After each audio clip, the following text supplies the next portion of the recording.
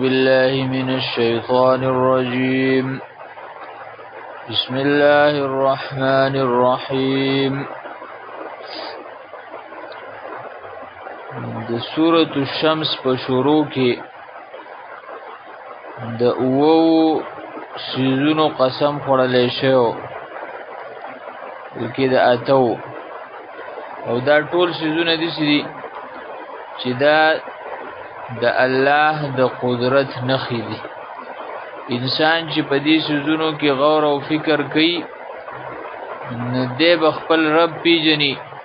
د خپل رب معرفت به ورته حاصلېږي. لکه اولنی سیزو الشمس نور،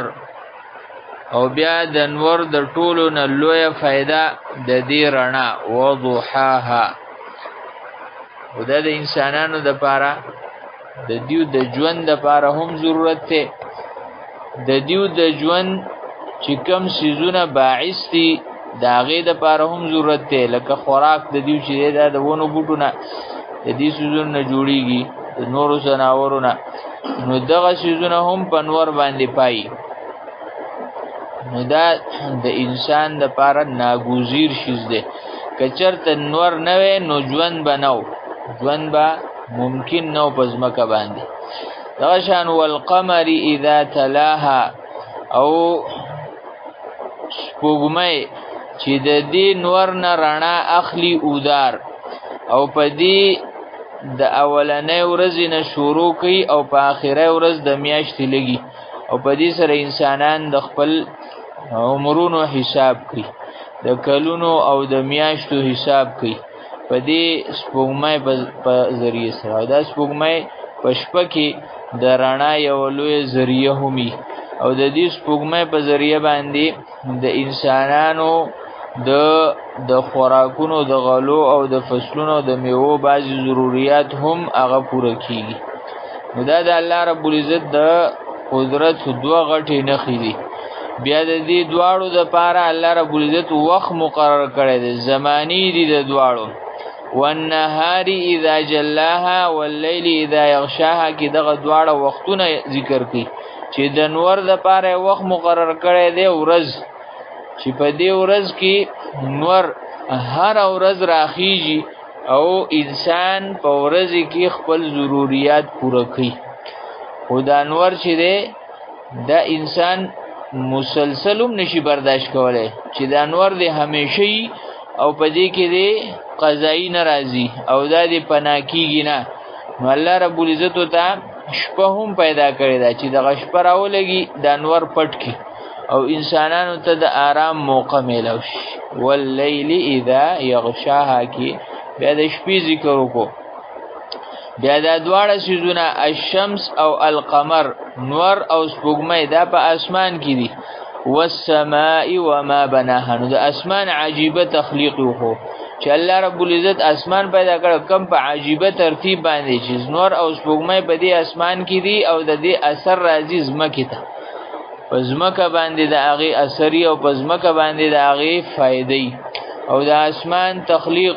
عجیبه شان دی چې در کم وخت نه الله رب العزت اسمان پیدا کړی دی او په دې اسمان کې د هیڅ قسم ورانې او کمې نه راځي، د هیڅ قسمو څه چاوت پکې نه راځي. داسې عجیب الخلقت الله رب العزت د دې ډېر عجیبه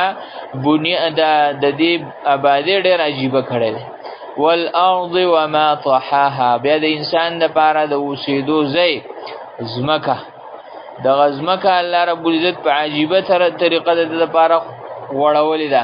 چې نه داسې ده چې انتهایي نرمۍ چې نه پې دی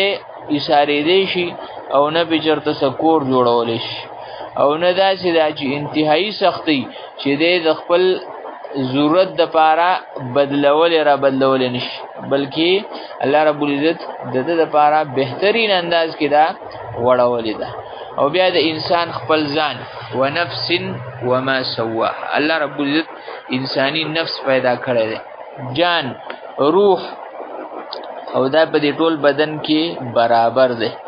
د ټول بدن هرې حصې ته دا نفس رسېدلی، دا روح او دا جان د انسان هرې حصې ته په کومه حصه کې نه وي هغه څه احساس نه لري، هغه سسیز محسوسی نه چې کله دا د یوې حصې نه لرې شي نو دغه د انسان دپاره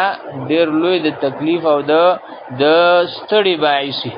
چې دی بیا په هغې باندې سسیز محسوسی نه ونفس وما سواها الله رب العزت په کومه عجیبه طریقه باندې دا نفس برابر کړی دی ټول بدن ته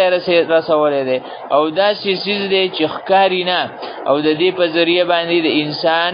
بدن هغه حرکت کوي داسې څیز دی چې ښکاري نه خو چې د بدن نه ووتو نو بدن بیکاره شي هېڅ فایده پکې نه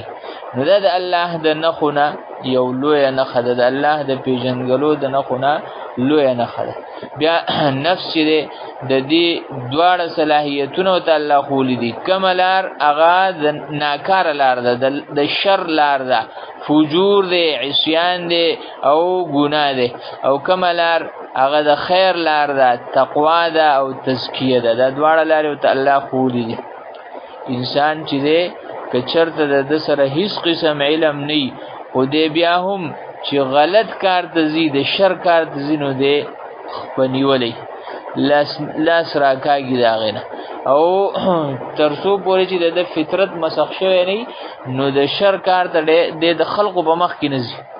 د خلقو په مخ کې ناکاره کار د بدی کار هغه د خلقو په مخ کې باندې دی نه کوي چې کله فطرت مسخ شي بیا دغه کارونه هم کوي فهل آمها فجورها و تقواها کې د دې خبرې ذکرو چې الله رب العزت په نفس کې دا دواړه صلاحیتونه یې دي نو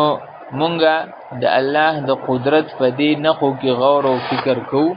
او د الله رب العزت قدر پیژنو د الله رب العزت اطاعت اختیارو والشمس وضحاها کې بیا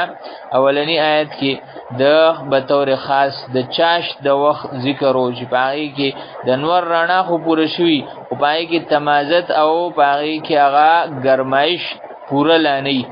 د هغې فایده پوره نقصان لا نه راغلی نو دغه وخت بطور خاص د الله د یاد وخت دی په دغه وخت کې مونږه د چاشت مونځ وکړو 2 رکعته مونځ د چاشت وکړو په هغې وخت کې چې کله د نور دا رڼا پوره شي او د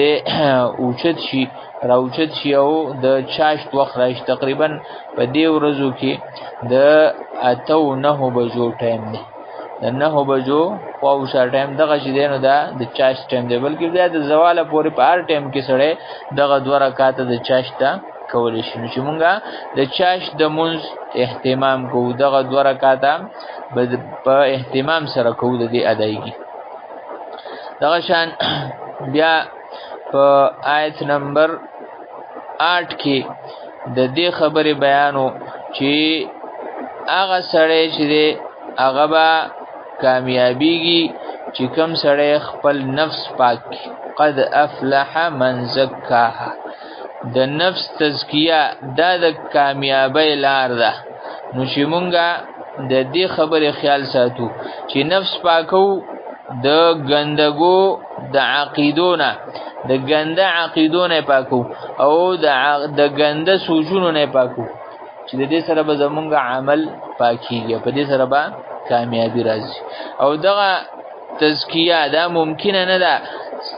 مگر صرف او صرف د الله په مدد سره نو چې مونږه خپل دعاګانو کې دا تزکیه د الله نه غواړو لکه دا یو مسنون دعا ده د دې خپل دعاګانو کې دی لږه ورکو اللهم آت نفسي تقواها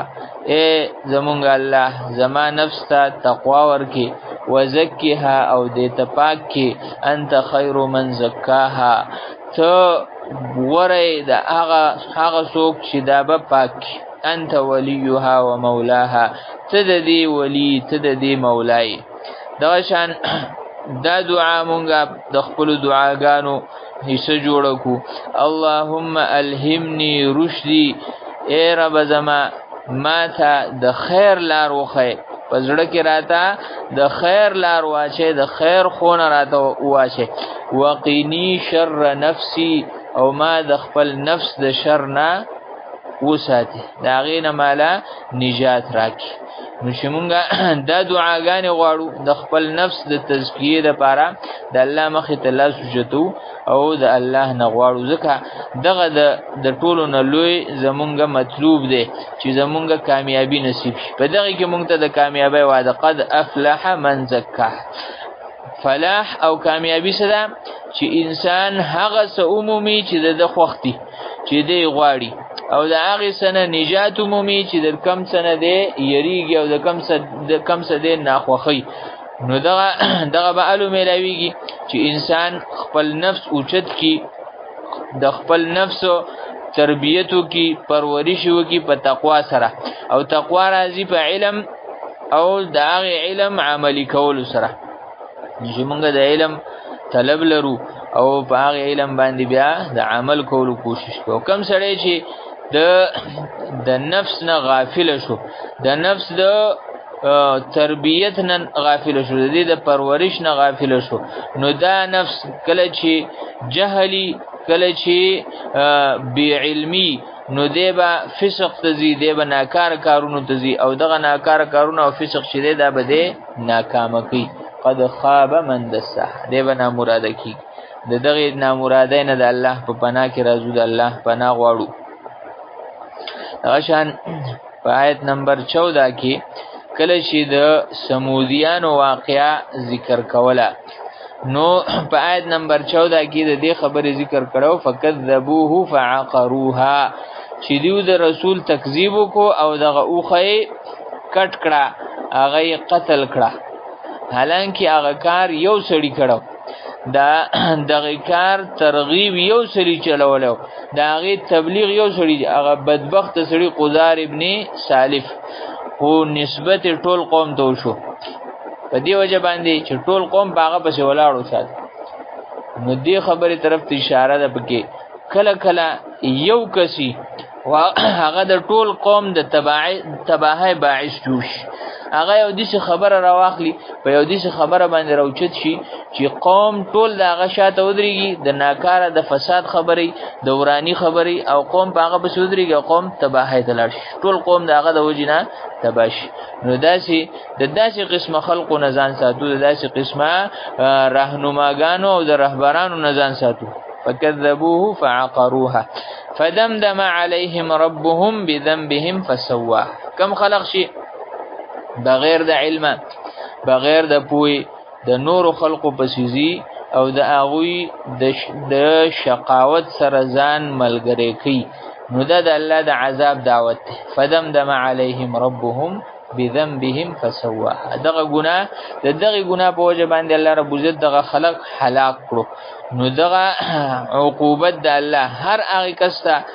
متوجه دی چې هغه د فجور په لاره باندې ځي، که په خپل روان دی یا د چا په راوچتولو باندې، د چا په